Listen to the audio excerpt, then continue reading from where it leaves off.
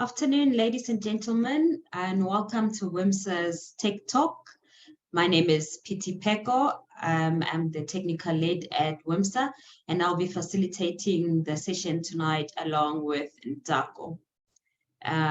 Welcome to the session tonight. Really looking forward to having great discussions with our panel this afternoon, unpacking ESG and its application in operations. I think we can just go through our panel so that we can get an introduction to everyone on our panel, as well as my co-host, 𝗧𝗲𝗁. I think, 𝗧𝗲𝗁, you can go ahead and introduce yourself while we're still waiting for people to log in.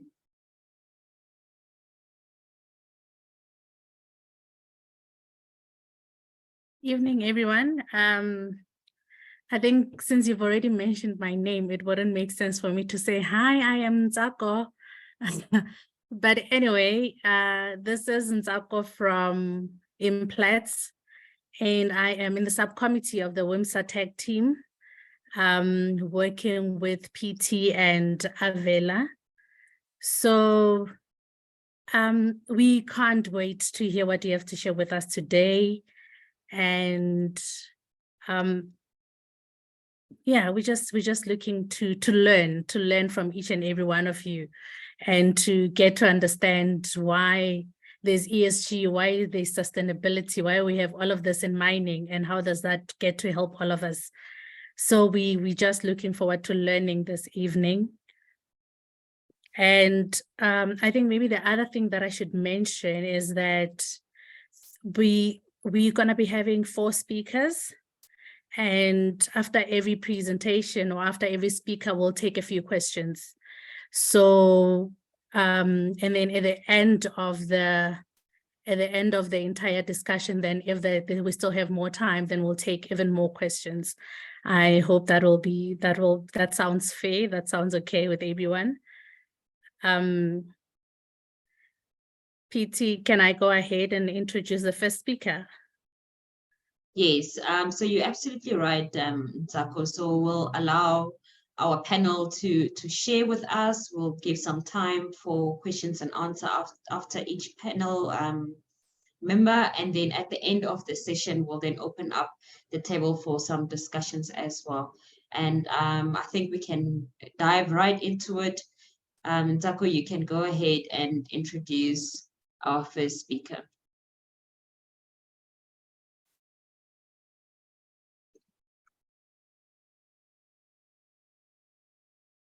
You're on mute.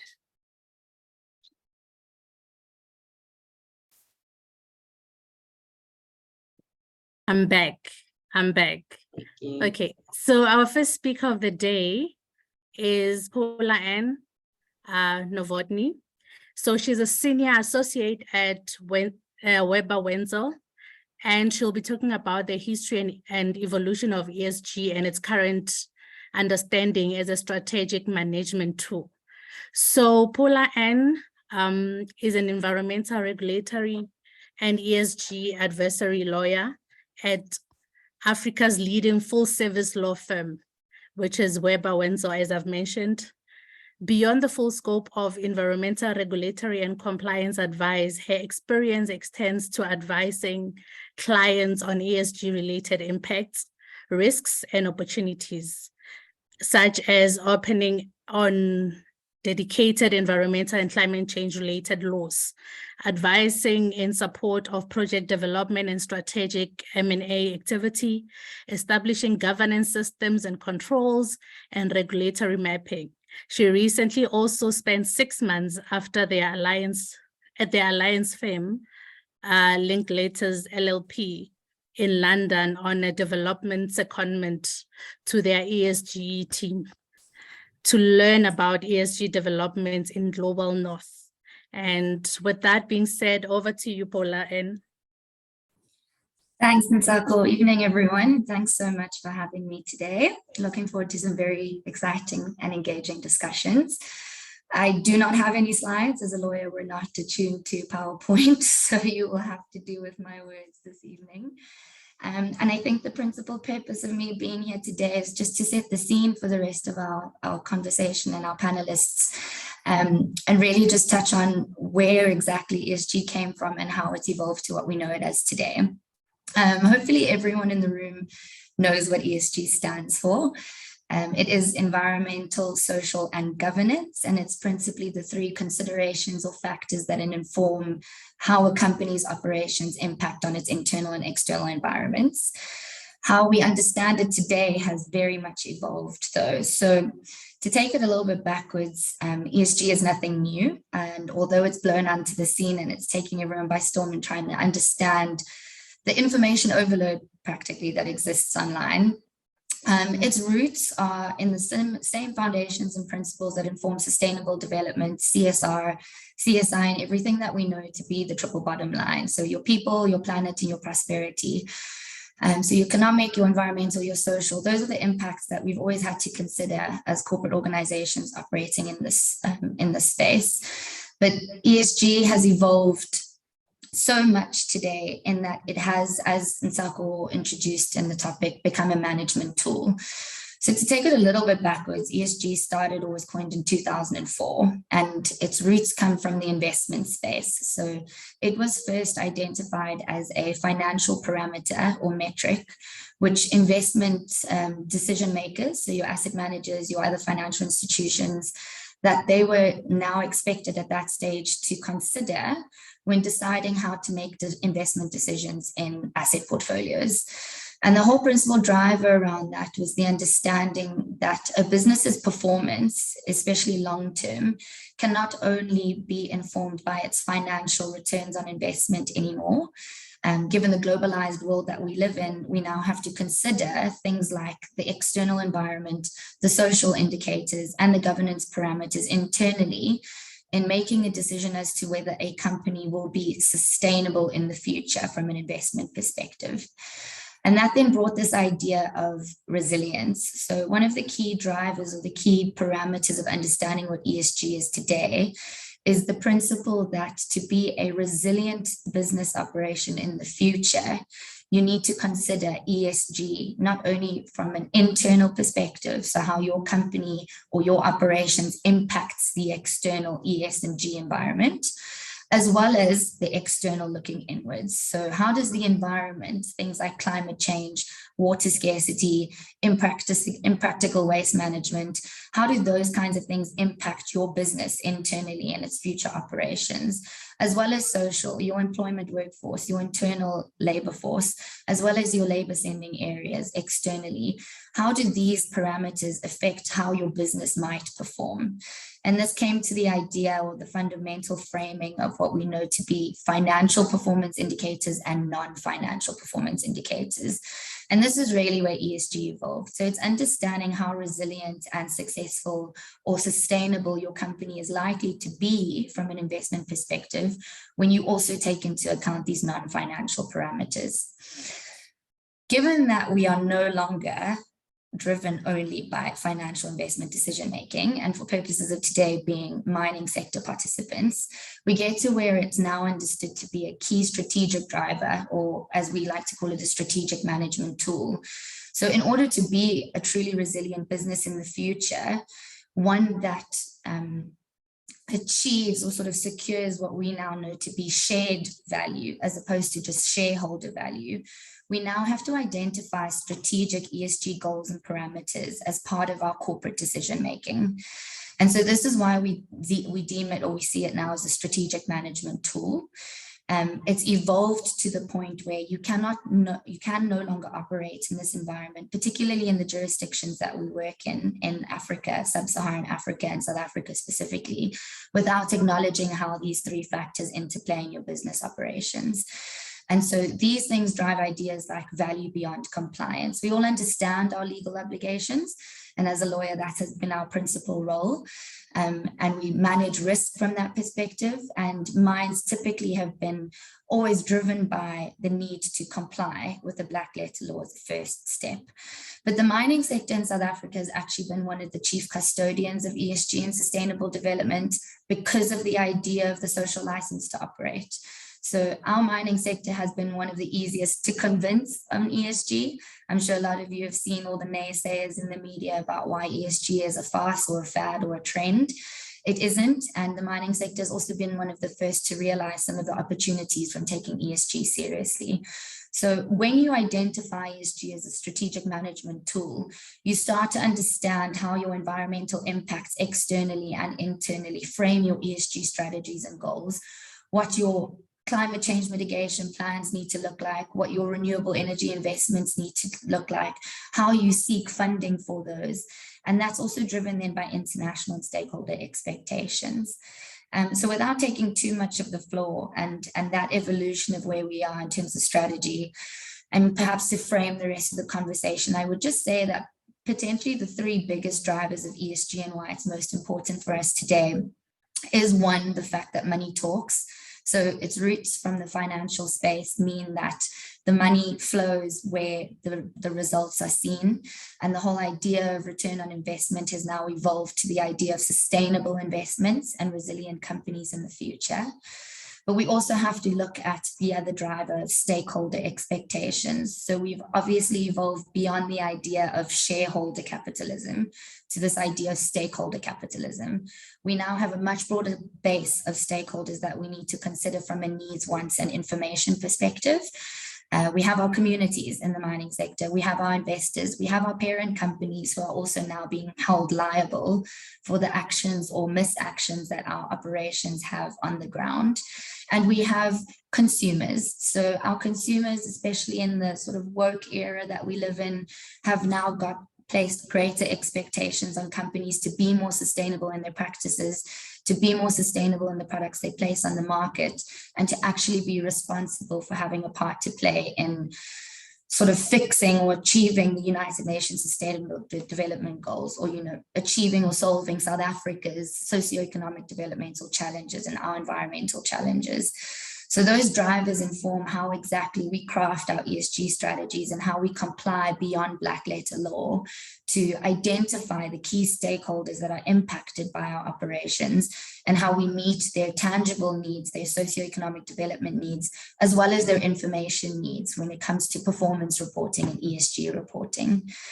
So I think with that sort of brief introduction, I will leave it there, 𝗪𝗪 and team, and open the floor. Thank you so much, Paula. Would like to take questions if you have to start up the discussion. Are there any questions? Or maybe if I can start, I have a question that I wrote down when you started with the bit of history and you started talking about resilience. And my question is, in terms of the frameworks and the standards that are in place right now to report with regards to resilience, to say, is it a working handbook? I know that some companies take parts of it. They're not using all of it. Are they supposed to use all of it? Can you just maybe clarify that for me? Of course.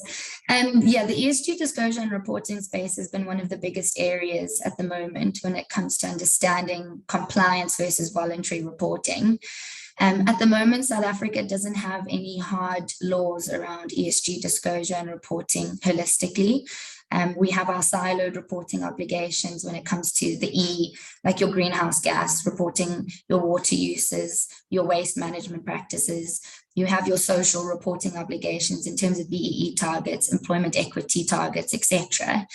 But the move towards performance reporting from a broader ESG strategic perspective comes from the EU and the UK, and all the various standards and frameworks that we know are currently voluntary. And as you may know, there are many, and they all have various acronyms, which we call the alphabet soup: the TCFD, the TNFD, the ISSB, the EUSSR. And so we often try to assist clients mapping all of those, but what it comes down to at the first stage is identifying who your stakeholders are, what the purpose is that you're reporting, and then what information you're seeking to report. That will then inform which standards you report against and the format. Is it integrated reporting? Is it dedicated sustainability reporting? Are you reporting to a subset of investors that subscribe to a member body that align to one framework or one standard? Or are you reporting to customers customers or consumers more generally from a sustainability perspective. What we are seeing now is that the UK and the EU are implementing mandatory disclosure requirements, so it's becoming law. And so we're starting to track those kinds of developments, because in time, South Africa will then implement its own laws around reporting. And our financial conduct authorities have actually indicated an intention to establish mandatory frameworks for disclosure and reporting in the near future. But from a South Africa perspective, the JSE has actually been leading the front on that score. Perhaps not everyone, but most will be aware that last year they published voluntary guidance around sustainability reporting and a second one around climate change reporting. And those documents are very useful, and I'd recommend anyone to start with those when you're looking at commencing on your disclosure and reporting journey. Because what those documents have done is assess the entire international frameworks and map them out on the trajectory or timeline of which ones apply where and to which information needs and which stakeholders. But what they've done is contextualize those reporting obligations to South Africa's stakeholder needs, South Africa's sectors and industries, and our own policy agendas from a governmental perspective.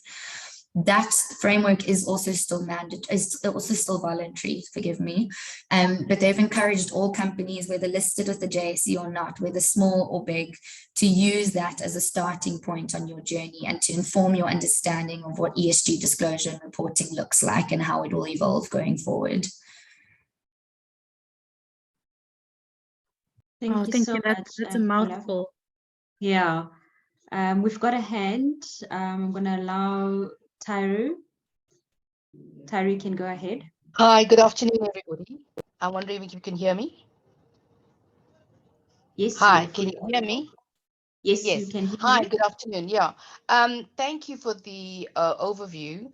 I just want to inquire, will there come a time when there's mandatory reporting for social performance indicators in mining? I know there's a lot of work done around sustainability, climate change, responsive for environment, etc., and from governance from a DMRE, perspective, and in terms of mining operations and also we have, I mean, as mining as an industry, the social labor plans, but how consistent is the reporting across mining companies?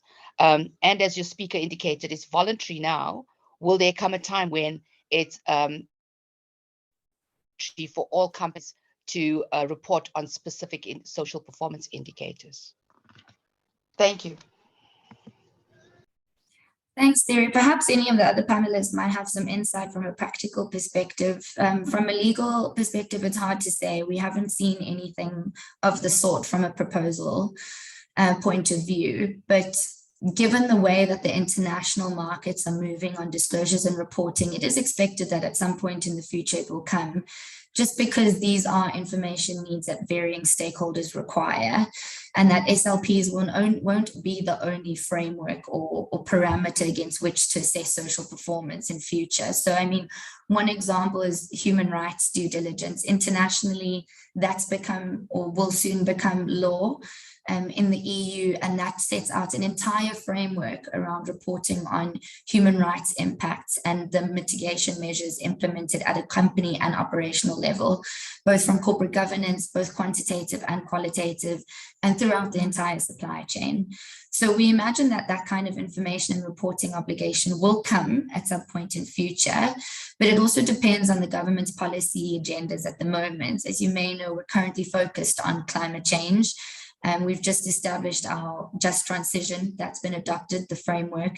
And so we're sort of focusing on the climate change reporting element now, and in future it will evolve to the other S elements of ES and G. Thank you so much. Thank you. We've got another hand. louisa, you can go ahead. Yeah, just to add on to Paula's point around mandatory reporting. I mean, Tiru, what is clear is that South Africa is probably a lot better off than other areas of the world on the reporting side, because a lot of the tenets of sustainability in terms of social impact are already built into the work that we do. It's just that here we kind of called it BE, and there was a whole bunch of other things underneath it. But actually, if you strip out the politics out of 𝗶𝗶HE and you understand the tenets around equity, around inclusion, around the reason for social and labor plans, it's all about sustainability and long-term input. So actually companies have been doing it for a long time without knowing really what they were doing. The second thing they were doing in South Africa is that they were doing it for compliance purposes. So there is a plethora of missed opportunities for people to really find action in sustainability and ESG in a way that really makes sense, because they were focusing upon compliance rather than focusing upon the impact of the work that they do through a sustainability lens and a sustainability filter.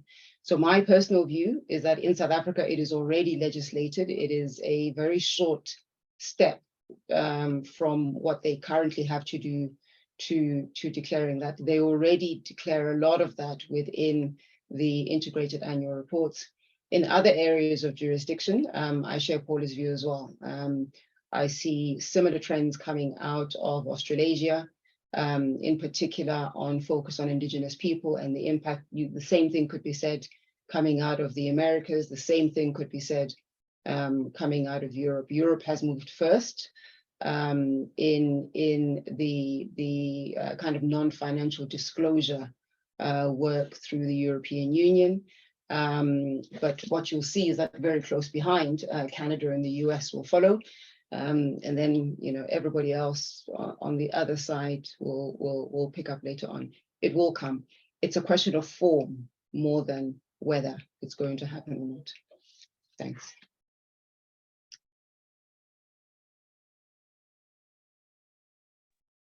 Thank you so much, Louise. So, Amy, see you've got your hand up as well. You want to add to that? Yes, I want to add in terms of the reporting on social performance. It's a very interesting discussion because for a long time, the material reporting around climate change, financial disclosures, all of that has been very well defined. On the social side of things, it hasn't. So I was involved with work with the ICMM to actually across the board for ICMM members to have a look at how do you actually report on, they call it social economic benefit. And the guidelines that were developed as part of the study is actually quite interesting. And I would advise the people on the call to actually look at it, because socioeconomic benefit and how you report on it is very complex. And across geographies, it's quite different as well in terms of definitions. But it's always good to go back to a base and say, for as an industry practice standard, ICMM is a good place to go and see this is the guidance. But in terms of where social is versus, when I say social, I mean specifically around socioeconomic benefit versus financial or environment or all of those things, I think we're still lagging in that respect. I just wanted to add that. Thanks. Thank you so much, Amy. I'm going to give a chance to Bukhale. Good evening, everybody. Thank you very much for the informative presentation and opportunity to share my views. I just have a question around the pillar of governance, because I believe in terms of South Africa, we are well versed in terms of legislation. I mean, environmentally, we have the NEMA, which has CMAs underneath. So the NEMA is the mother legislation, the National Environmental Management Act. And underneath that, we have the Air Quality Act, Waste Management Act, Biodiversity. So we're quite well versed, and even climate change is being introduced with the bills that are passed. And socially, I also believe that there is a bit of equity, accountability, and human rights governing this pillar. But in terms of governance, what are some of the measurables and some of the key action plans to ensure that we have the commitment and buy-in from government, particularly around accountability, corruption, and transparency and ethics? What are some of the indicators that will be used in this regard? Thank you. If I may start from a legal perspective and then the others can join in. I mean, we have a very robust compliance framework from a corporate governance perspective. So your Companies Act informs all of that principally. And we have all of our anti-bribery and corruption laws, our anti-fraud laws. 𝗍𝗂 is another one that's an example. 𝗪𝗑 is the newest example when it comes to data protection and information management. I think the list can go on and on quite extensively. And these are all elements principally of your corporate governance function within the company and how you structure your corporate affairs. Yeah, I was, if I may add, I was laughing, 𝗪𝗫𝗁, because you sounded like you were asking whether sustainability could make government accountable and not commit fraud. And I just thought you're asking for a lot of things to happen. And I'm laughing genuinely because, I mean, Paula has answered. I mean, the issue is really not the regulatory framework. I think we have a really robust view on ethical actions and expectations from corporate and how those actions should be informed in what is and is not unethical, and also how that accountability is held, in particular in the private sector. And what you'd find, I think you would find that in various forms in Europe, you'd find it in America, and it doesn't matter what the legislative or regulatory framework is. It has a similar ethos. Whether you're talking about, Sarbanes-Oxley in one area, but, everything, that whole governance conversation, I think, has reached a really significant level of maturity. And not only on the decision-making, but as you say, also within the functional spaces. So what are the regulatory environments around environmental actions and their impacts? What are the, even on the social side, and Annie's point is correct. I think even in as far as social may not be as mature as other areas around measurement, actually, the governance around it is very strong. So the level of accountability that you bring to the table in how mining entities are held accountable actually is very clear. And people are not shy to hold private sector accountable. I cannot say the same thing for the state. I think that would be a different conversation. There will never be a stage, 𝗪𝗫𝗁, where private sector or private sector interests would be able to hold the state accountable for ethical practices, because it's outside the purview really of what that responsibility is. I think we would have to look elsewhere for a mechanism to hold that level of accountability. From my perspective, I think that you have a really robust governance framework and globally, which is very, very well matured. I hope I answered your question on action plans and measurables. As I said, for government, that's another conversation altogether. Thanks.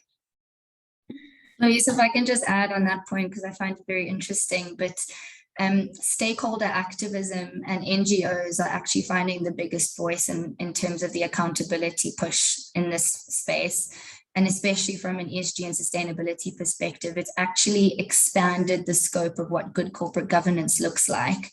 And director duties now entail, at least in terms of international legal opinion, the duty to consider climate change considerations when making governance decisions at the top or at the board level. But then you find jurisdictions like the Netherlands, which are extremely active in this space, where NGOs have actually taken their government to court for not having robust enough climate change mitigation plans in place and not actually implementing the legislation that they have set properly. And if you start looking at international litigation trends like that, which is something we must also be doing in South Africa, especially because a lot of parent companies are based or headquartered overseas, you start to see the effects of that trickle down, where eventually, and as you may know, Botlali, you sound very familiar with NEMA, but NEMA has a public interest clause where you can take anyone to court in the name of the environment, in protection of the environment and in the public interest. So it's very interesting to see how the litigation space and how common law duties are being expanded due to an increased focus on ESG and sustainability. So it feels like we've unpacked so much in such a short space of time, but thank you so much for all the knowledge that you've shared, Paula. I think we can move on to Loyiso. Nsako, you can take us through. Thank you, PT. So Loyiso Pitana Ndlovu, a passion for economic development with purpose. That's who she is. Loyiso is a founder of a development deal advisory firm and the current head of ESG and sustainability for 𝗪𝗂𝗰, with 20 years in development finance and 24 years in strategy. She has a deep and wide capability in helping private and public sector succeed in execution and walking the balance between development outcomes and commercial integrity. Born in the Eastern Cape and having worked across the sectors of development finance, infrastructure finance, public sector policy, agriculture, and conservation, she has led large corporate teams and small multidisciplinary teams, all in the quest for building sustainable, effective, and developmentally relevant businesses. She sits on boards of Conservation South Africa, Meet Naturally, and other sustainable finance bodies with focus upon bringing life to development. She has sat on boards of the Institute of Bankers on behalf of development finance institutions. She has lectured part-time, is a senior fellow at the Steve Biko Foundation and a member of IOD. She is a fellow of the 5th class of the Africa Leadership Initiative South Africa, a member of Aspen Global Leadership Network.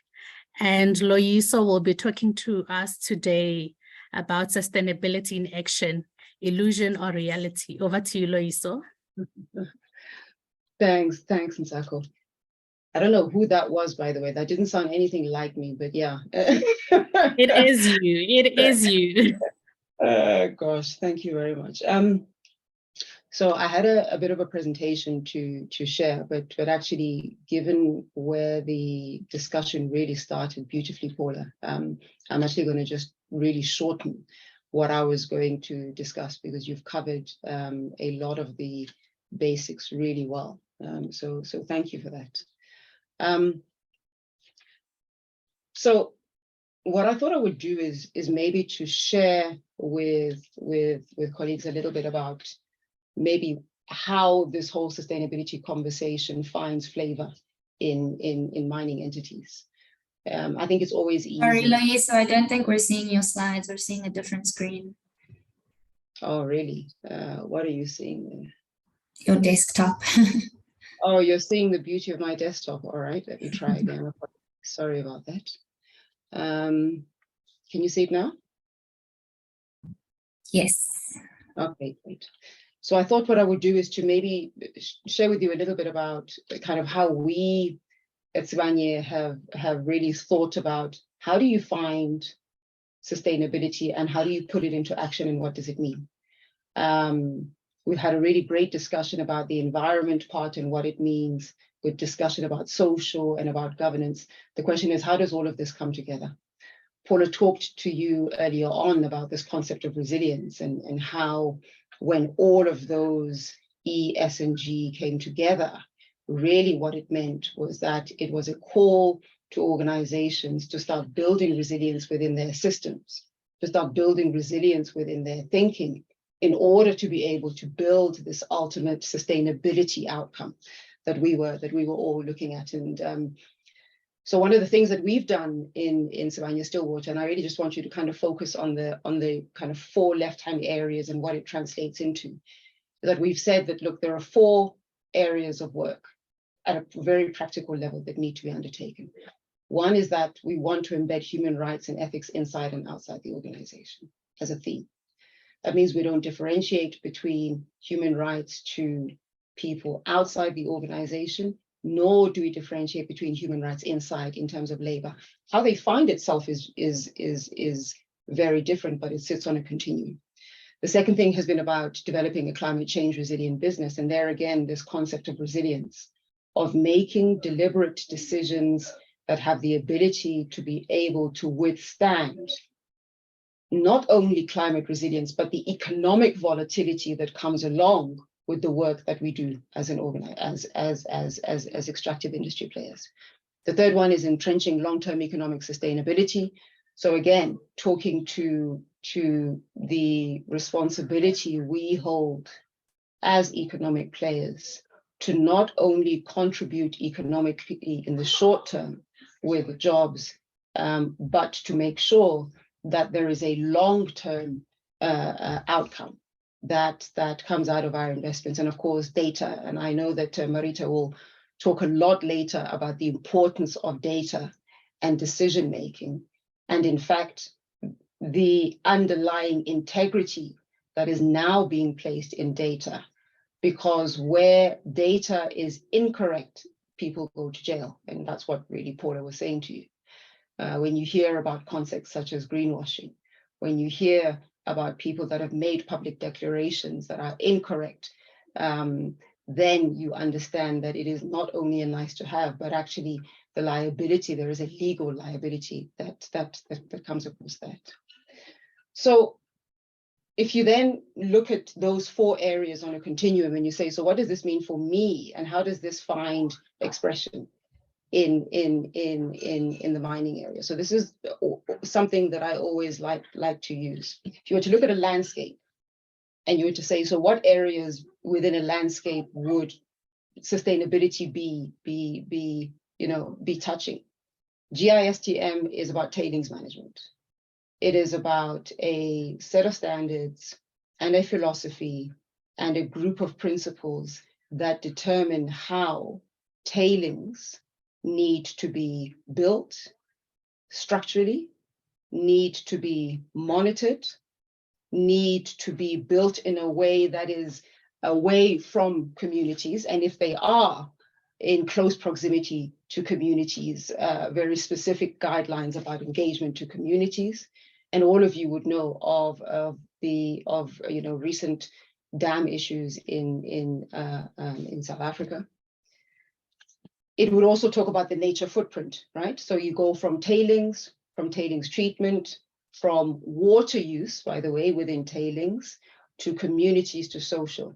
You move straight onto the nature footprint, to the questions that are asked about biodiversity. The question is that for the landscape that you destroy in excavating minerals for long-term use, what does that mean in terms of a redress?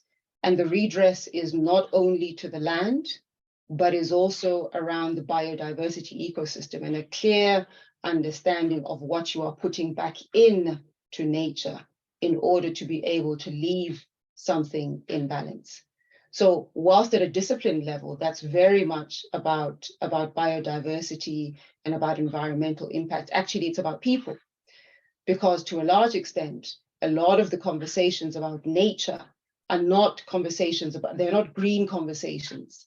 They are conversations about what is it that you have taken away from people's ability to be able to use nature for their livelihoods as a result of our extraction. And back to the philosophy that Paula raised around impact. What impact are you having as individuals? Really, that's what guides your decision making. The third one is about heritage. If you were to look at what is contained, what does this look like?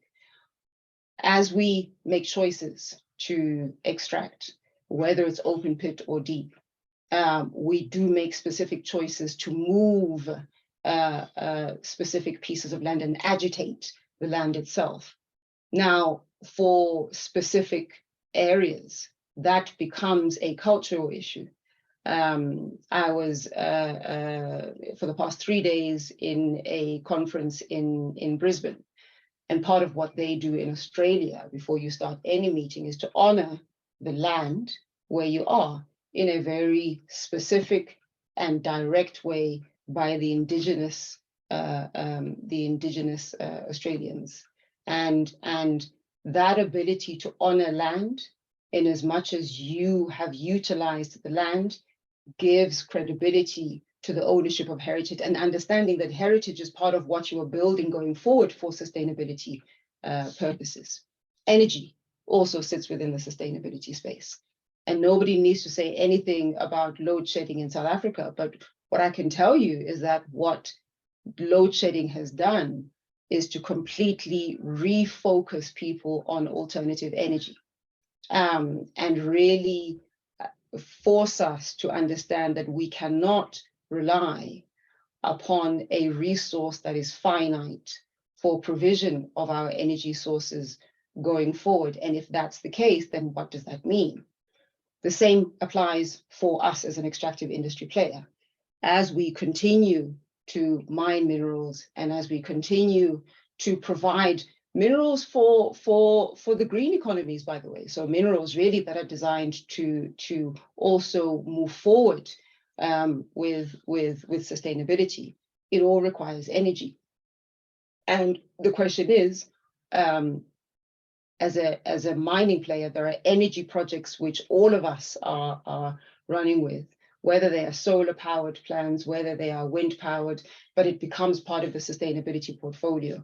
And in that sustainability, the ethos has to be, are you building a renewable energy? Are you building a solar power plant purely to supply energy for your operations? Or are you building a renewable energy infrastructure facility for yourself, for the community, for the grid? Where are you thinking about the purpose of that? So it is as much about the purposing of particular projects and who they impact and how they have an outcome. That is an important one. Socioeconomic outcomes, and talked about this earlier on. The focus upon how we use the economic muscle that we have as miners in order to be able to agitate change, to economically change landscapes, to economically change economies, and to ensure that we support social outcomes that drive far better economic stability. And linked to that is responsible sourcing. So the responsibility we have, and this responsible sourcing area is I can tell you, is not one that is unique to South Africa. The ability we have to look at responsible sourcing of material and responsible sourcing of suppliers, understanding not only the environmental, social, and governance impact that they have, so their environmental impact, but also holding them to a particular level and standard of fair work practices, of adhering to human rights, of ethical conduct. And the way to look at responsible sourcing is to always look at it like a pyramid, as a pyramid that really sits over the sphere of influence that you have as an organization. And by the way, within that responsible sourcing pyramid, you are also supplying somebody else with resources and with minerals. And you also have the same obligation to adhere to a particular set of standards for how you undertake your work. So, and all of this just to say that when I think we look at sustainability and we look at ESG, it's always important to be able to look at it thematically rather than its discrete elements, because actually the impacts are felt thematically. They are not felt only as E, only as S, as also. It may feel like it is only ESG, but actually it isn't. You feel it in the projects that you own and the imperatives that you then start to pick up and to own. So whether you're talking about tailings or you're talking about building renewable plants, all of it forms part of this conversation of wanting to do things better. So you're not stopping doing what it is that you know you need to do.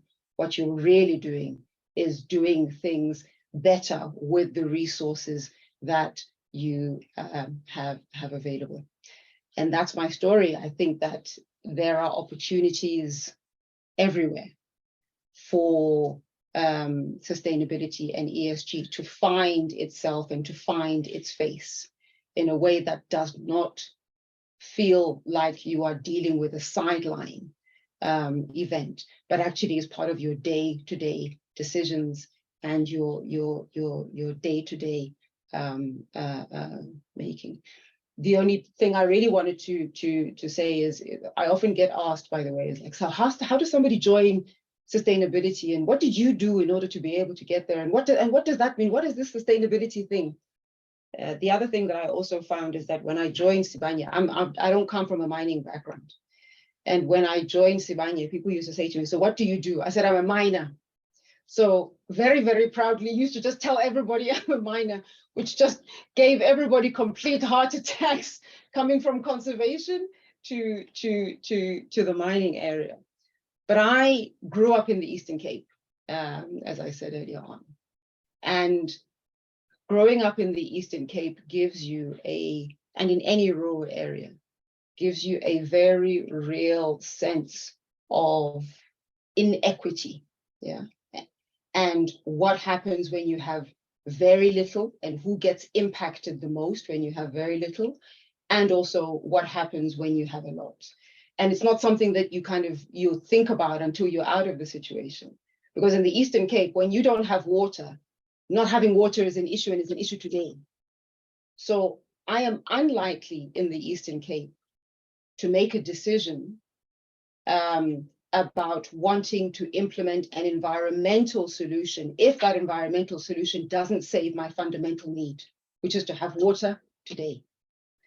So that's why I raised the Eastern Cape, because I think that when you come from a specific context, it allows you to be able to see things very pragmatically around what the impact is on people and what it means for your day-to-day decisions. I come from a development background, as you've heard. I come from a development finance background. I've spent a good 20-something years really looking at the relationship between money and impact, and how do you make sure that the investments that you are making ultimately benefit everybody in addition to making money. So how do you do both? How do you make money and also have an impact? And really that's what I've spent years doing, and that really, framed my thinking. So again, Paul is correct when she says that it's not a new thing. For me, I just changed the name. I moved from development and I went to sustain. I was like, oh, okay, they're calling it sustainability today. Okay, that's nice. So because nothing changed in my outlook, in my understanding, and ultimately it is about impact and understanding how to manage and grow that impact. For my own background, as I said, I come from a kind of an IT background. Originally, I was a software engineer that kind of morphed into consulting and NGO work and finance, and all of this to say that people that really work in our space need to be ambidextrous. The sweet spot in sustainability is your ability to be able to use a base skill set, and it's normally more than one, and twist it and apply it in another direction.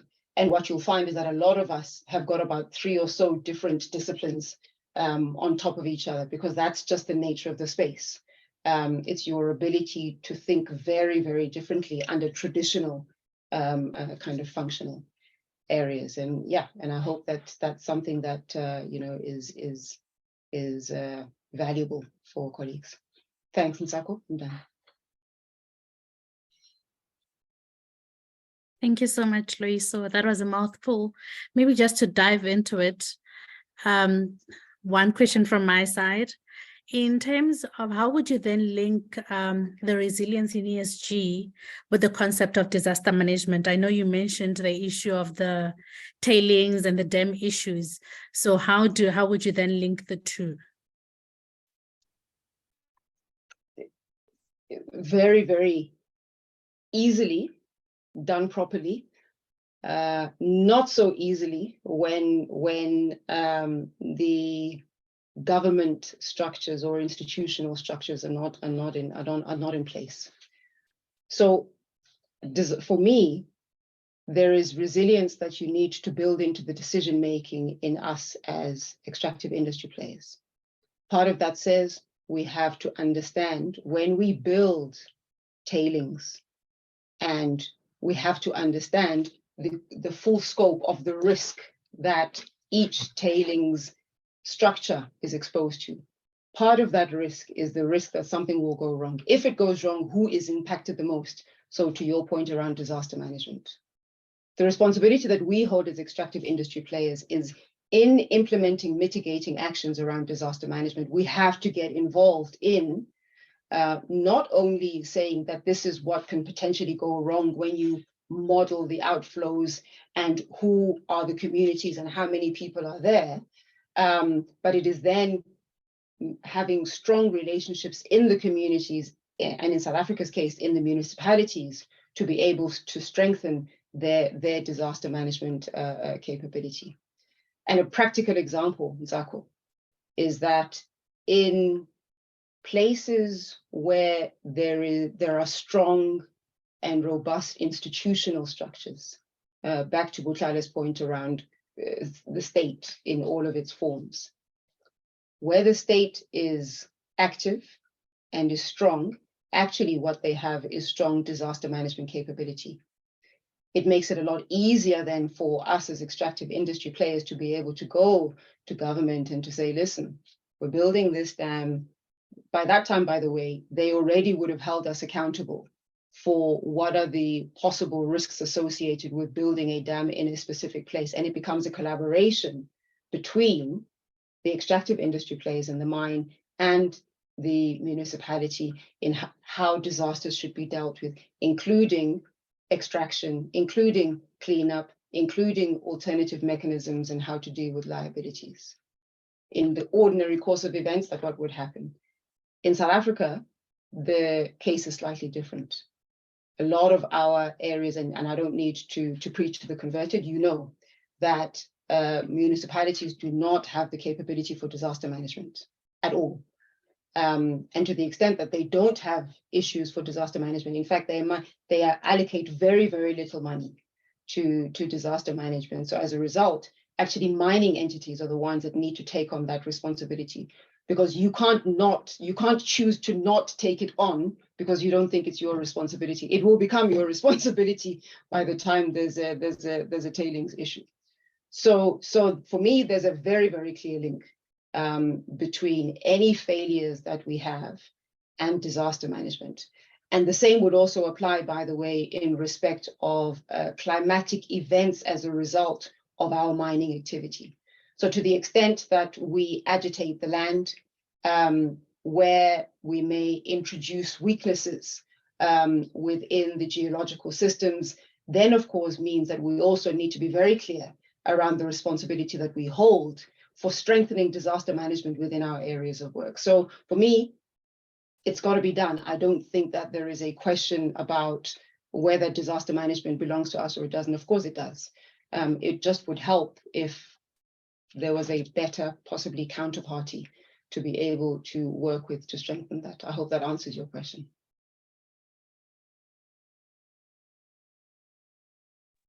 Yes, it does. Thank you so much. Thank you. I also have a question for you, Louis. So you speak about companies having to be climate change resilient. What kind of actions would they have to put in place in order to be climate change resilient? The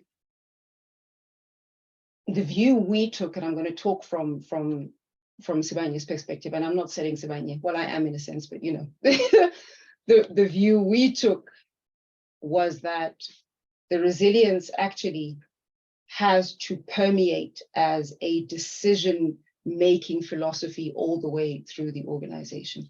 So if your first question is, if I assume that there is going to be, the easiest one, volatility, floods today, and drought tomorrow. That's an easy one, right? How would floods today impact my operations? How would floods today impact my people who work for me? How would floods today impact the amount of water that I need to extract? How would floods today impact the quality of the ore body? How would floods today impact? So there's a category of operational decisions that you need to make related to climate change. And all of those is understanding the hazards associated with volatility, with tomorrow it's going to be a flood, and there's a whole bunch there. The second category is a strategic one that says, okay, so if we assume then that there is going to be floods and there's going to be drought, what does it mean strategically for us as a business? So do we have a mining business going forward? And that has got to be a question that every single one of our chief executives has asked the question. So does this mean that 10 years from now or 15 years from now, there is going to be nothing such as mining? And every single person here who, if you really pay attention to how mining companies have evolved, you will see that there is an evolution in building businesses that are resilient towards volatility, towards climate change and its impacts strategically. Because the question has to be, what does this mean for my business going forward? Am I ever going to be able to maintain gold mining with the deepest mine in the world currently? And is that a real vision for me? And do I want to do that? Or do I want to make different decisions about my operations and what it means? So what I did was to leave it as broad as that, and then say, if we apply this decision making to every single decision, both on the strategy side plus the operations, then you start to embed and to rethink how those decisions are made. Thank you so much, Louisa. Paula? Yeah, thanks. I just wanted to add to Louisa's points that there is both sides that she's raised. There's also regulatory and policy support for those approaches. So there are two sides to the climate response or the climate change response. One is mitigation and the other is adaptation. So in the first step, you have to mitigate your greenhouse gas emissions. You have to reduce your reliance on fossil fuels and on coal. You have to find alternative sources of cleaner energy, and you have to emit less into the environment. So you mitigate. Those are your strategic and operational agendas. And on the adaptation side, that's when your SMG starts coming in. To adapt to the effects of climate change, you have to make future operations and people resilient to what the future might look like. There will be less water in Africa because of climate change down the line. How do you empower and capacitate communities around your mines to deal with what that future might look like? How do you train them and reskill them for what a future mine might look like that is not reliant on fossil fuels? So there's policy on both sides of that coin, and there's laws around both sides of that coin that support how governments and organizations respectively make those operational and strategic decisions. Thank you so much, Paula. I think we should move on. Thank you so much, Louisa, for that share. Ntsako? Thank you so much, PT. Moving on, now we will be going into the third presentation, where Annie will be taking us through it. So now Annie Snyman, who is a multi-sectoral knowledge and completed various projects, not only in mining, but also in aviation, financial services, health, government, infrastructure, water utility, energy, ICT, chemicals, development finance institutions, and non-governmental organization sectors across various countries. She has worked in the mining industry for more than 20 years with a focus on the diamond, gold, and platinum mining sectors. She has deep experience in sustainable development, strategy development, and implementation, as well as development finance. As group head of social performance at 𝗪𝗫, she is responsible for defining and implementing initiatives to improve the social performance maturity level of the group and to better serve its host communities in line with the company's ESG agenda. She holds an MPhil Master of Philosophy in Development Finance degree from University of Stellenbosch Business School and BCom honors degrees from University of Pretoria, as well as organization and work study advanced productivity qualifications from Tshwane University of Technology and Analysis Academy respectively. Her ESG postgrad qualifications include a corporate sustainability certificate from New York University STEM School of Business and a circular economy and sustainability strategy certificate from Cambridge University Judge Business School. So Annie will be talking to us today about the importance of S in ESG. Over to you, Annie. Right, thank you. Thank you very much. And I must say, I'm really enjoying this discussion. I think there's so much depth in terms of that. And Louisa, I have to admit, in terms of, I loved your last slide. How did we get where we are? Okay, that's always the question. And the journey that took us where we are is a long one, and it's a diverse one. So I really like that. And I do acknowledge your and Paula's contributions to this. I've really enjoyed it, and the other people. So I'd like to share. Can I share? I have a presentation, but don't want to go through the whole presentation. If maybe you can just give me sharing rights, that would be great.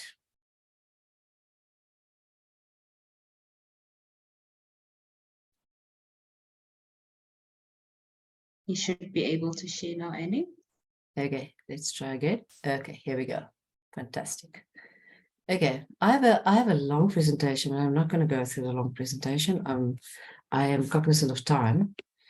But as the first one, I always love the work that we do, and I like to tell the story in pictures. So that is my first one. So I have lots of stuff in terms of why I'm saying the importance of ESG and the S part of that specifically, and the different perspectives. So I'd like to share that with you. The first one I have is, I always like to go back to the global picture of where do we find ourselves as humans, because that actually guides what we should be doing at our day-to-day lives and what we're doing in the work that we do.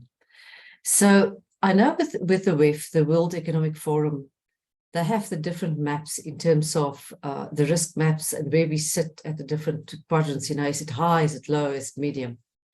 But this one, in terms of where we find ourselves in this perspective of our life cycle right now, is the interconnectedness of our beings. And as Louisa has also mentioned, in terms of what we do as mining, we actually address many things. We actually touch on many things, and we impact on many things. So if you look at this and the categories that they put out there in terms of the WEF definitions, in terms of economic, environmental, geopolitical, societal, or technological, they map it in those type of like categories. But if you really look at what we are and where we are, all of these things are connected in terms of social impacts. Whether it's climate change, it will connect us as beings. Whether it is a state collapse, it actually impacts us as human beings. If it's cost of living crisis, where we find ourselves in big time in South Africa, it addresses all of us. Supply chain, if we have a collapse in supply chain, it impacts on all of us. So is this important for us as miners? We can say no. However, if we do the right things, and if we look at the impacts that we have, we can make a difference, and we can actually impact also us as human species. Implats World. I don't want to talk too much about the company, but each of us in the school that work for a mining company has got a footprint across the globe. It's massive, and we make an impact wherever we go. either negative or positive. So the responsibility is on our shoulders to make a good impact. If I look at our ESG framework, many of us, I mean, all the big mining companies, we all have our ESG frameworks, we all have what we try to do. And in many senses, it's kind of the same. We actually want to create a better future. We don't always say it in so many words, but we have actually captured to say we want to create a better future, because through the metals that we mine, we are creating a better future, but we also have to make sure that what we do in the way that we mine is that we actually do that. I always say, because I've worked across industries and I've worked across mining and many geographies in the world. And what I always find very interesting with mining is the massive difference that mining companies, if they're responsible miners, the massive differences that they make in the countries that they operate. And the good stories we don't always tell, and we don't always tell it well.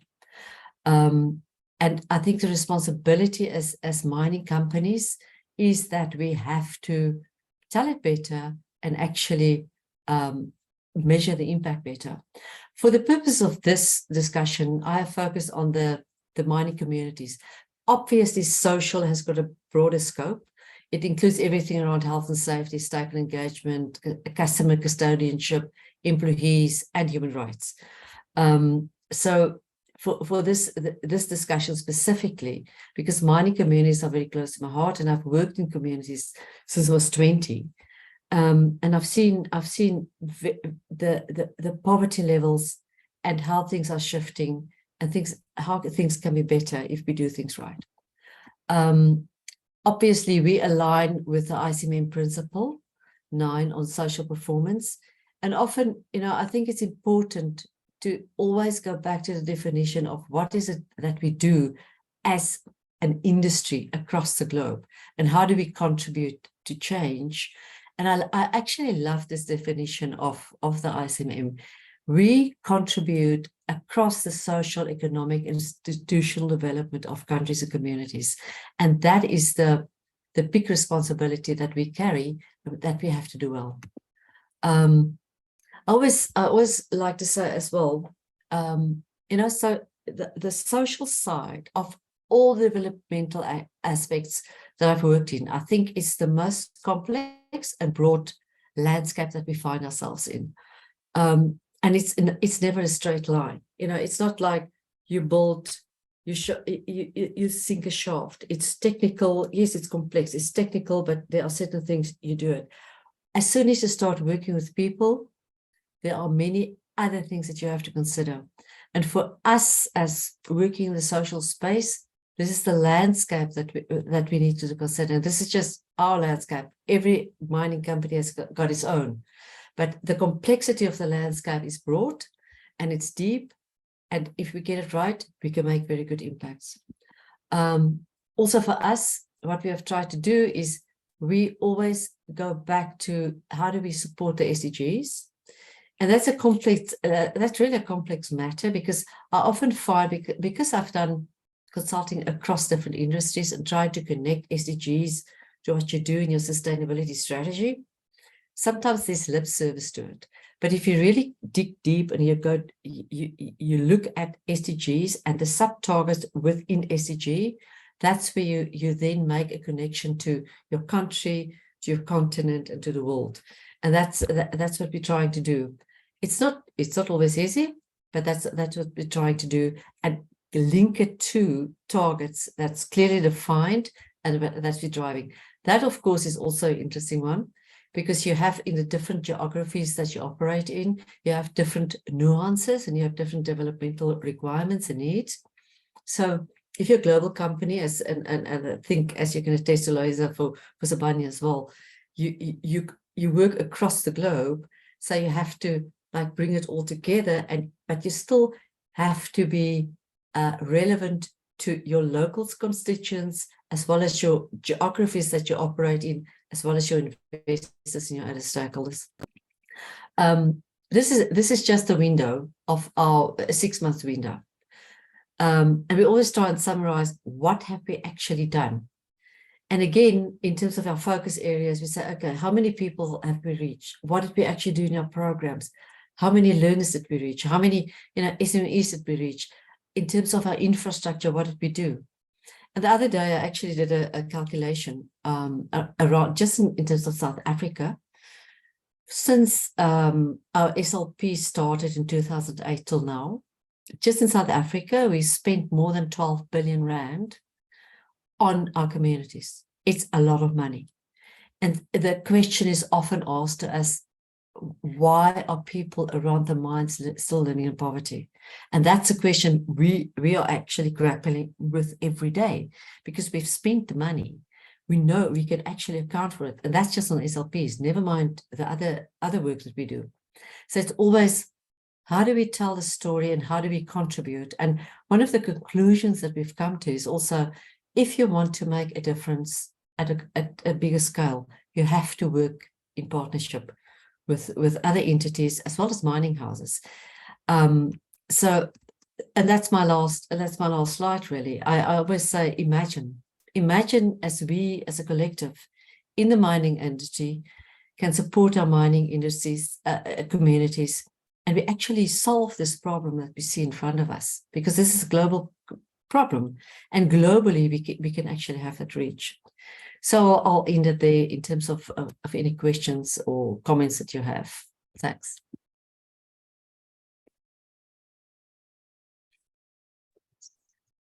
Thank you so much, Annie. Do you have any questions for Annie from the floor?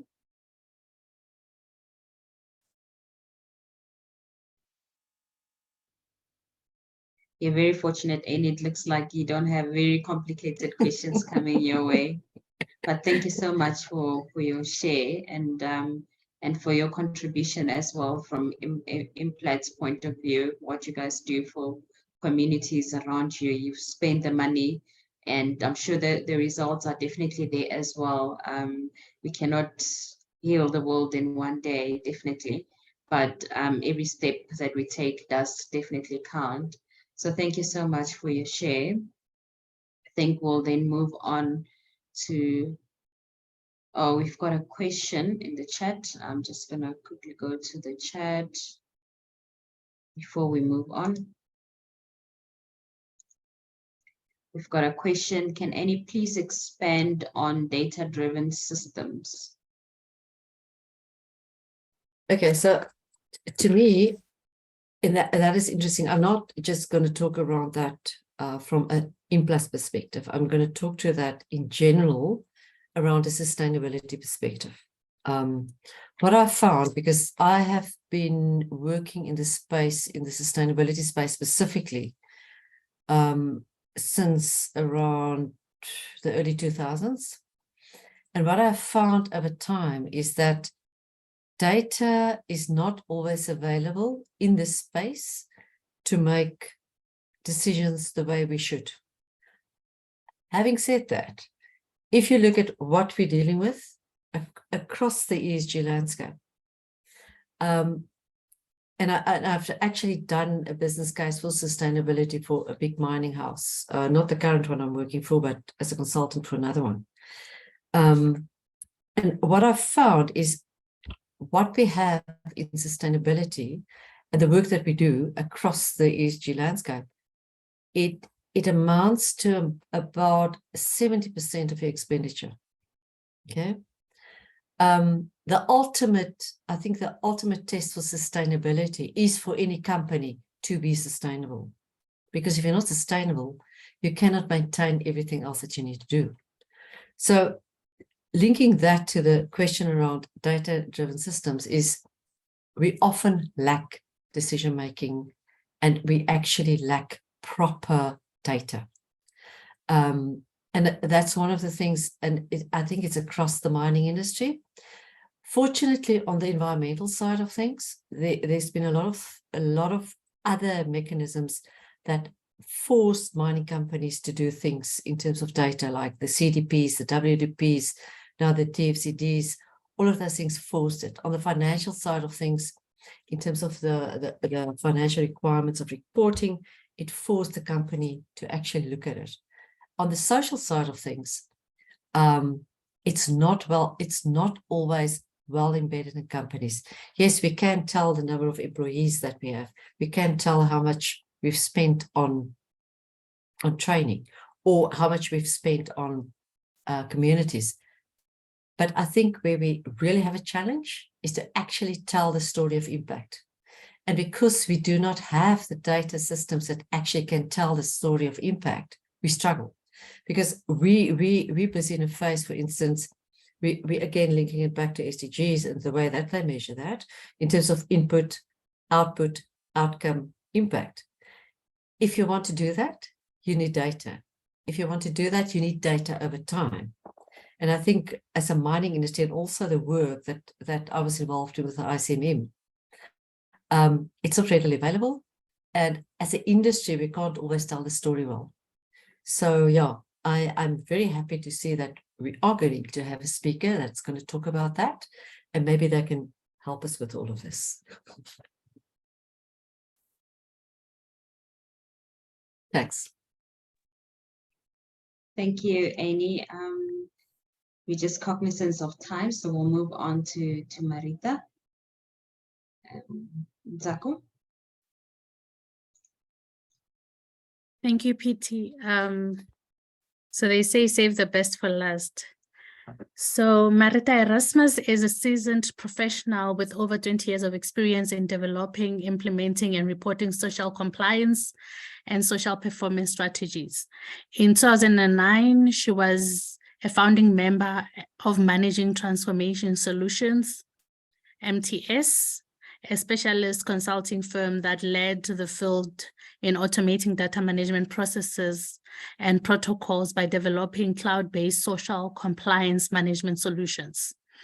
Through the years, her team has constantly continued to reinvest in technology. Most recently, MTS joined a global firm, 𝗪𝗪 Technology Solutions, where she leads an international team. Under her guidance, the team harnesses the power of technology to translate baseline data into valuable business intelligence. This approach enables the successful implementation of social performance strategies, ultimately ensuring clients' social license to operate in an increasingly complex commercial and compliance landscape. So Marita Erasmus, who is the value stream leader of social intelligence at 𝗪𝗪, will be talking to us about the importance of data governance in ESG and social performance. Over to you, Marita. Thank you, Nsako, for that introduction, and thank you for inviting me to the panel. I am really enjoying the conversations.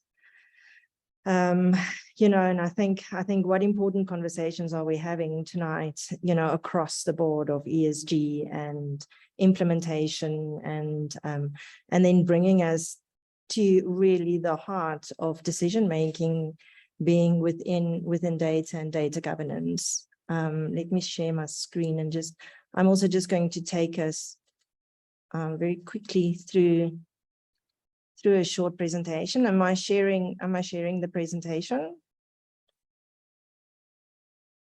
Can you guys see my? Okay, great.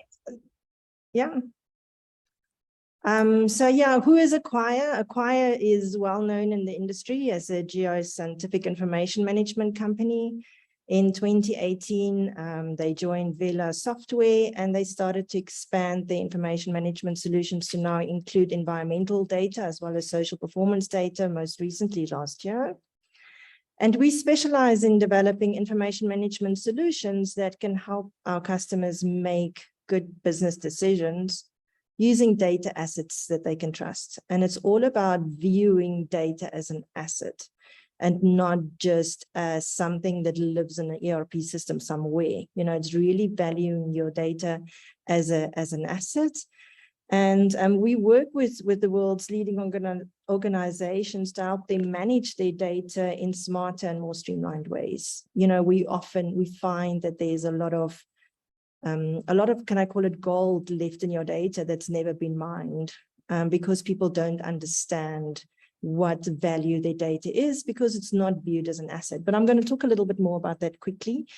But the focus can never be just on technology. It always is about combining people. It's always about people. So you need to combine people, process, and technology in order to translate data into business critical intelligence that can drive decision-making. It's all about that. It's all about combining your people, your processes, and your technology in order to drive decision-making.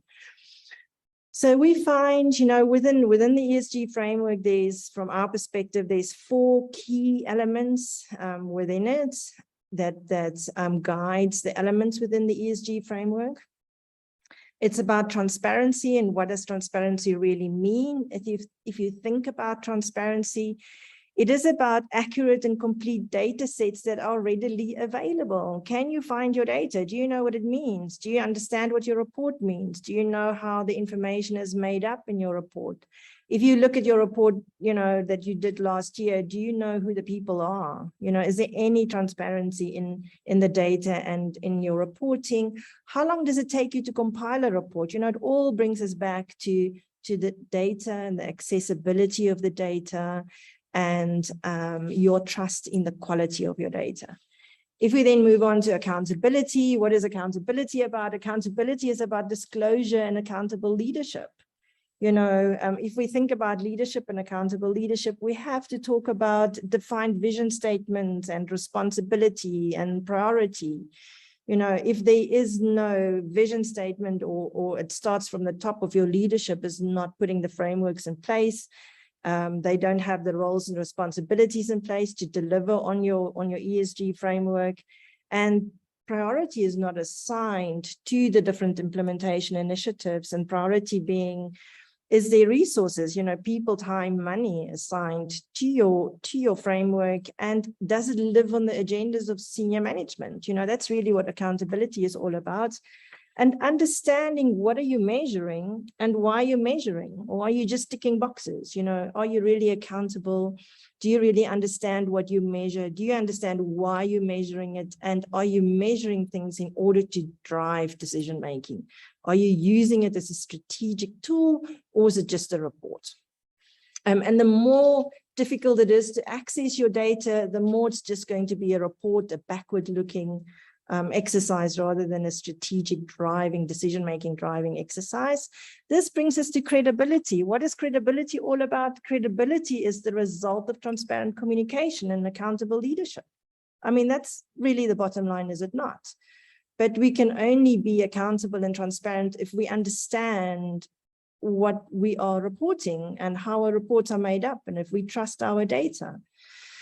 And I often speak to some of our clients, and they don't want to talk to the community because they're scared that they don't actually know what the truth of the matter is. They don't have enough information in order to transparently communicate and maybe put out that infographic that can support, what they believe they've done, and the community comes back and challenges that. So we find that within credibility, we often talk to our clients about the type of stakeholder relationships they have with their community. Is it a reactive, pain alleviating kind of relationship? Is it a proactive relationship? Or is it really a strategic relationship where you consider materiality and you view your stakeholders as partners, long-term partners in this journey to sustainability? And the more data and the deeper your accountability that you have entrenched within the organization, the more credible your organization becomes, and the more your stakeholders will view you as credible and partners within this journey, and within the materiality of the journey of not just your impact on them, but also their impact on your organization, which I know we've touched on a couple of times throughout the different presentations. Lastly is measurable. Can you report improvements against targets and show positive trends? From our perspective, are you reporting for the sake of reporting? Are you just ticking boxes? Or is your report the result of thorough implementation strategies and mitigating measures that you've put in place to show positive trends? Do you understand again what you are measuring, why you are measuring, the direction within which you are going? And do you view these reports as management tools for decision making, or are you just ticking boxes? So that really then leads us into how do we operationalize these ESG initiatives? It all starts with baseline data, and baseline data is the direct result of data governance. And what is the difference between data governance and data management?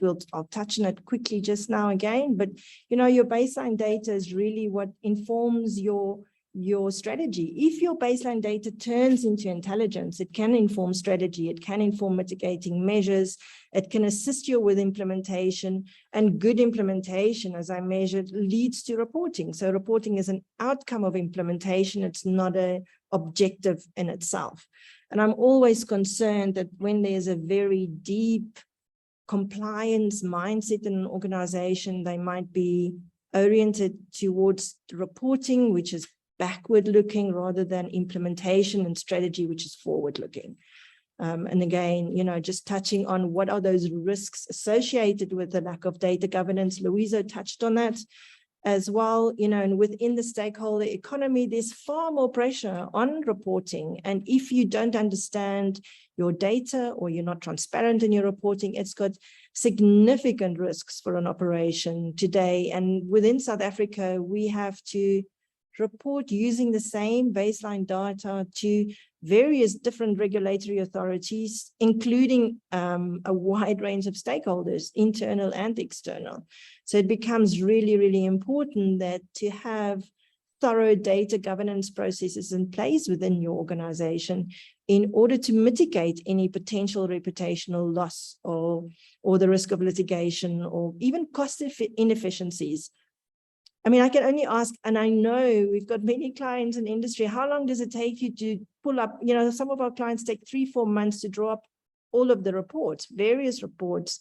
And I always think, if it takes you so long to draw up the report, what time do you have left to make decisions based on the data? Because by the time you're done with this report, you need to start preparing for the next one, so it's always backward looking. It's this cost inefficiencies associated with working, with these masses of data that has not been incorporated into proper optimized processes within your organization that can be supported by technology. Now, technology always supports a process.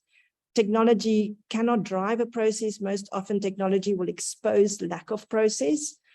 And what we are looking at here in this slide is our experience around data governance. What does data governance mean? Data governance is really what overlays, it's a decision-making framework underpinning your data management process. And it is about people, process, and technology. And it really is supported, or it's driven by robust organizational leadership that understand the data lifecycle right from the start, where data originates. If we think about social data, people data within your organization, it originates most often in HR and payroll. Do we understand the data lifecycle? Do we understand the usability of the data, the quality, the integrity? And is that data easily available to drive decision-making around the impact we're having on the local community? There's a lot of information that can be withdrawn, people information, impact information that can be withdrawn from biographical information across your organization. But it needs to be part of a process that's been optimized and well understood within your organization, and driven with the view of meeting and supporting organizational goals. And that takes us back to what I talked about a little bit earlier around accountability. Sorry, I'm just going quite fast through my slides because I am conscious that we're running out of time. So really, in an organization where data governance is at the center, and they understand the importance of data as an asset, not data just as information, but data as an asset, you will find that data governance is at the heart of the other governance structures. And it informs, and it's deeply integrated with corporate governance, with regulatory codes and practices, a key driver of risk management and closely related to stakeholder engagement because of the ease of accessibility of data and how it feeds into regular reporting, and then also decision-making, driving decisions within the organization. And my very last slide really touches on that. And it asks your organization, you know, how mature are you from a data governance point of view? You know, how do we go as industry from data to intelligence?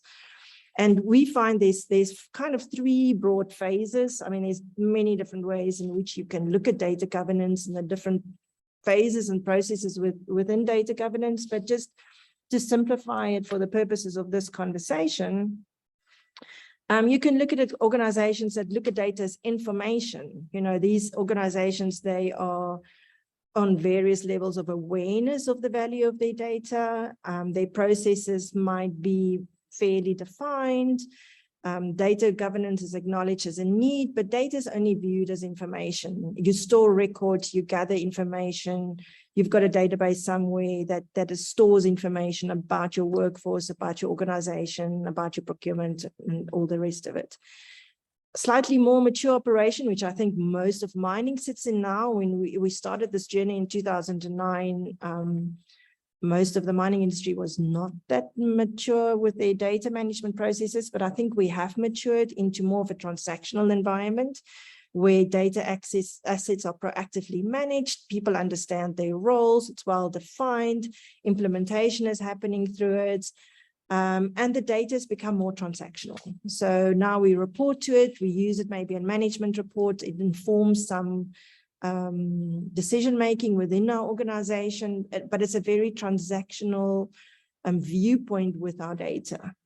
Really what we need to move towards is a more transformative environment where we view our data as a strategic asset within our organization that can help us become more innovative and break through the barriers and the silos within our organization in order to gather intelligence and move our organization into the goals, the long-term goals of where we want to go from a sustainability point of view, and have conversations across the different functional areas in order to take us into an environment where we can transform the organization and we can better understand the impact we are having on our environment, but also the potential impact the environment, the people and the environment can have on our business long term, and to unlock the value of our data asset then through optimizing our processes and the technology with which we engage in order to make sure that we can drive fit for purpose decision-making processes within the organization across different occupational levels.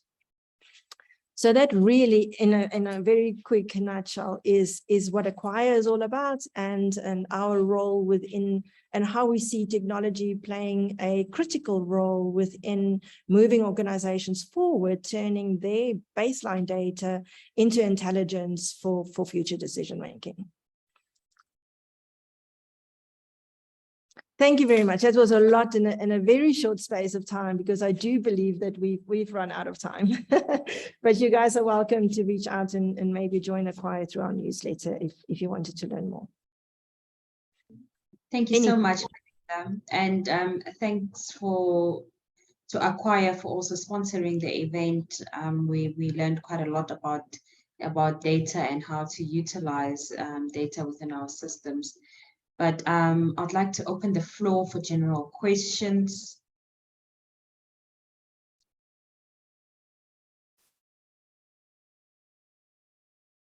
Okay. Looks like you're safe, Marita. No general questions heading your way. We have May I ask a question, Audrey? From Marita's end, the security of the data as per the 𝗪PIA Act. If you could just give us a little bit of a background on that.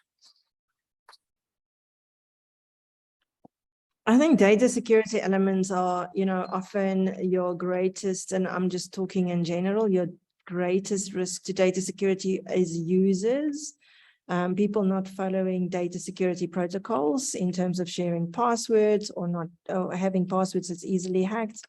If you do research on the great hacking stories in recent history, you often find it's a portal that's been left open of an ex-user or a person that's left in a database where a backdoor was left open through users within systems. I think security and cybersecurity is a massive threat within technology, and in that environment, systems have also become far more robust in building security into the access to the database, and the way in which they fragment databases and build security layers into the access of the information. A lot of people view cloud-based systems as more or less secure than local systems. And so from our perspective, cloud-based systems has got a higher level of security because of the security principles built into the servers that host them, and it's not as easy to hack into the service than it might be on locally hosted services within your organization. So I'm not a security expert, but I do believe that within the data security principles and processes of technology, it is possible to secure data in the cloud and on service. Louisa, you've got a question. Thanks, Marita.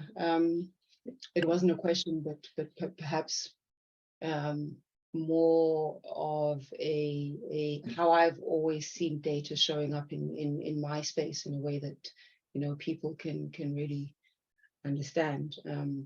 So for the finance people in the room, for example, if we go out and we raise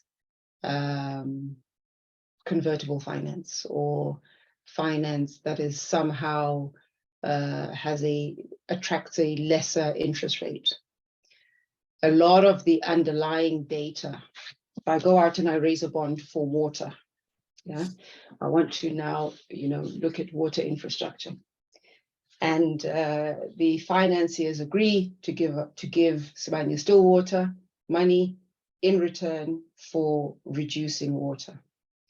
Part of that agreement has to be that there is evidence that actually you have reduced that water over a specific period of time. And there is a governance mechanism that is then needed in order to be able to validate that that information that you are talking about actually is true and accurate. And it goes back to the point we made earlier on around people, the real consequences of lack of data integrity. So you can make it up as much as you want, but the point about it is that somebody is paying you or giving you a premium in order to be able to reduce water use. And the minute you have a paucity or porousness in your data, actually the problem you have is a lot bigger than just having data issues. It becomes a legal issue because somebody gets sued for misrepresentation. So and that's really how I view data, is that it's one of those it's a very easy thing to discard or to disregard as kind of a small operational issue until you understand what decisions where are you required to hold accountability externally for the data. Who is it that uses that data in order to be able to run valuations across your organization, to be able to determine what the share price is of all of our organizations? Who uses it in order to be able to raise finance for those of you? Because all of that is information that is publicly available, that reflects upon the greater value of your organization. And the minute there is there's stress on that data and you can't do what you need to do, then you have a different conversation altogether when people go to jail. So just to bring some reality, there's a reality check on the data, which I think you know, we often forget. It's really not a nice to have. It's just got to be done. Thanks, Marita. Thanks, Louisa. Thanks, Louisa. We're going to take one last question. There's a question in the chat. How do we move or help top management move from unaware to implemented or optimized?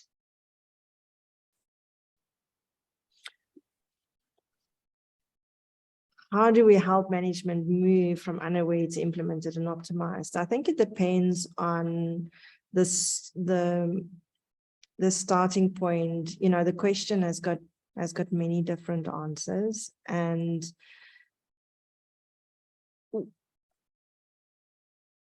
I must be careful how I word this, but if management in today's, if senior management within today's environment of pressure for transparency and accountability within the corporate environment are still resistant to transparent communication and understanding the value of their data, then I believe it will be very difficult for them to navigate the complexities of the social, political, and economic environment of the future. You know, it is for you to be in a position to make robust decisions and have a long-term view of the future resilience and sustainability of your organization. You have to understand your organization and the potential impact of your organization in a far deeper way than the requirement was 10 years ago. So I think there is a greater awareness, and possibly through building processes in your sphere. And I don't know, you know, the context of the question, but if you're on the social performance space, is to make sure that you can highlight the lack of information that you might have to drive decisions through management reporting. So if you report to your leadership that you cannot meet your targets or your obligations because you actually don't know where you are in terms of your progress on a given day or month, you know, highlighting the risk and the stress around that, I think will be a key opportunity for people to communicate the pressure and the risk upwards in the organization. Paula, I see your hand is up. Thanks, Marita. I just wanted to add that we would often advise clients to sort of look at it from a stakeholder mapping perspective. So when you take a step back from reporting and data disclosure, when you take a step back from your corporate agenda, your goals and your reporting requirements, if you map all the stakeholders in your ecosystem and identify what's driving the decisions they make with respect to your products or your business model, your information disclosures, it very quickly takes you out of that unaware spot. Because if your consumer profile is completely changing because the minerals that you mine no longer go into combustion engines, because we're now looking, your consumers are now in the market for EVs, your entire business model will change around that. If your parent company sits in the EU or the UK and their requirement as a stakeholder being your parent company is XYZ, you quickly change in how you make decisions to feed information back up to them. So once you map your full stakeholder ecosystem, it starts to change the way you make decisions.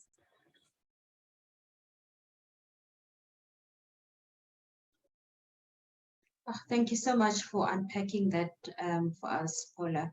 And with that said, that concludes our evening tonight. Thank you so much to all our speakers and our sponsor, 𝗪𝗪. Thank you so much for coming on board for tonight. There's been a lot of information shared. My co-host, 𝗪𝗪, thank you for steering the ship with me tonight. And have a good evening. I do apologize for us running over. And I do hope that the information share was worth it. Thank you so much and have a good evening.